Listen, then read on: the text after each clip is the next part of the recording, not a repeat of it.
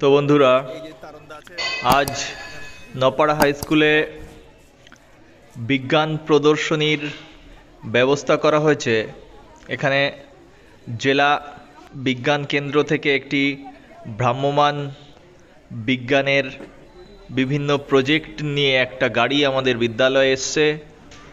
তো চলুন আমরা বিভিন্ন প্রজেক্টগুলো দেখি এবং সুন্দরভাবে বুঝে নিই কোন কোন বিষয়গুলো আমরা দেখছি এবং সেই সব বিষয়গুলো সম্পর্কে আমরা ভালোভাবে জেনে নিচ্ছি। তো আপনাদেরও ভালো লাগবে। দেখুন সুন্দরভাবে এই প্রজেক্টগুলোকে বোঝানো হয়েছে। এটি হলো একটি রোগ। এই রোগে মানুষের হাত, মাথা এবং জীব বিকৃতি আকৃতি হয়ে যায়। এই রোগটি পুরুলিয়া জেলাতে কিছু অংশে দেখা যাওয়াতে এই প্রজেক্টটি আমরা এখানে উপস্থাপন করেছি।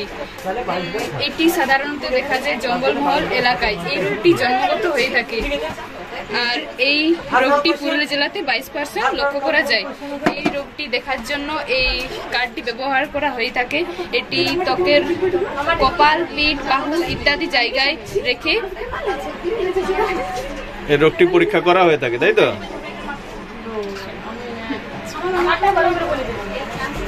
আপনি কতটা জল বাঁচাতে পারেন? মানে আমরা যে দৈনন্দিন কাজে জল ব্যবহার করি, আমাদের জল কি হয়, অপচয় হয়, তাই তো? সেই অপচয় আমরা কতটা বাঁচাতে পারি?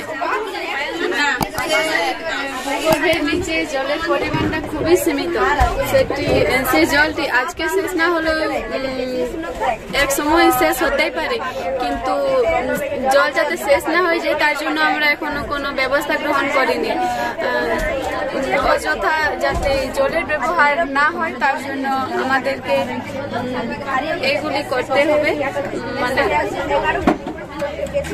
অনেকেই করে ব্রাশ করার সময় কল অন করে রেখে দেয়, যাতে মানে ব্রাশ করার সময় জল কম ব্যবহার করতে হবে যতটা সম্ভব।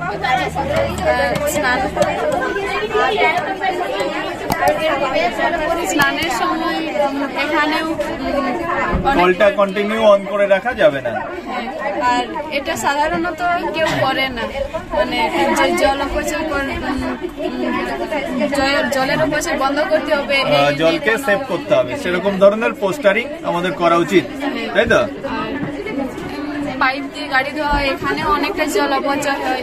আর ফোন করার সময় অনেক সময় কল অন করে রেখে দেয়, এখানেও যথা করা হয়। এটাতে খুব একটা জলের অপচয় হয় না, কিন্তু এখানে ফুটো পাত্র দিয়ে যদি জল নিয়ে যাওয়া হয় তাহলে সেখানে জল অপচয় হয়। এইভাবে বাসন ধোয়া হয়, এটাতে প্রচুর জল অপচয় হয়। এটাতে খুব একটা বেশি জল অপচয় হচ্ছে না, এটাতেও।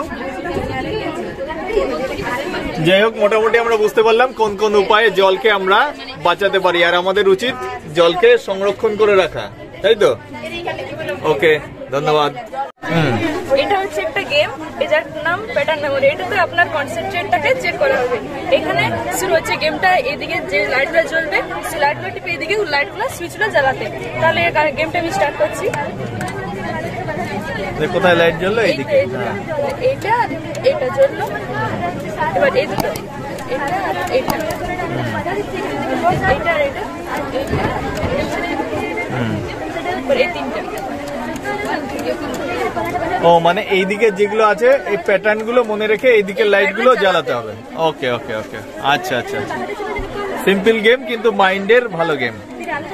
ওকে ওকে, থ্যাংক ইউ।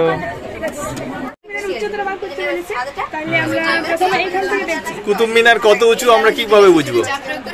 এই যে কুতুব মিনার আমরা দেখতে পাচ্ছি, এটার উচ্চতা কতটা আমরা মাপবো কিভাবে? এইখান থেকে দেখলে হচ্ছে 30 ডিগ্রি। তাহলে যদি এইখান থেকে দেখি তাহলে এখানে 60 ডিগ্রি। হ্যাঁ, তাহলে এইখান থেকে এইটা এত দূরত্বটা হচ্ছে, আমরা এখানে দেখছি এটা 84 ডিগ্রি হচ্ছে।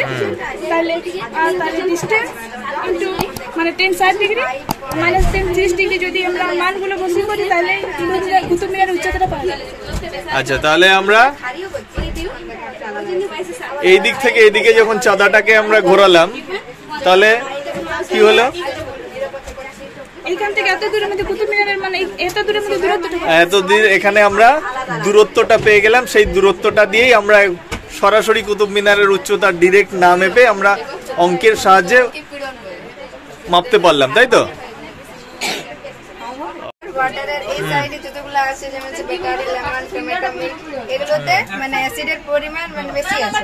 আর এই সাইডে মানে যতগুলো ব্লাড, তারপরে সোপ, মানে সাবান টাবান, এগুলো যতগুলো অ্যাসিডের পরিমাণ কম আছে। তো এগুলো মানে এগুলো স্বাদ মানে টক, আর এগুলো স্বাদ হচ্ছে মানে তিতা টাইপ, তিতা টাইপের। আর দেখুন এখানে যেমন এখানে দেখুন এখানে মিল্কে আছে, এখানে যখন আপনি মানে অম্ল দেবেন তখন দেখুন এখানে আলাদা হবে, তারপর যখন নিরপেক্ষ করবেন তখন আলাদা হবে, তারপর যখন ক্ষারীয় করবেন তখন দেখুন এখানে আলাদা হবে। তারপর যদি আপনি আবার আলাদা করেন ওয়াটারের ক্ষেত্রে আলাদা হবে, এখানে দেখুন নিরপেক্ষ করলে এখানে আলাদা হবে, আর ক্ষারীয় করলে আলাদা হবে।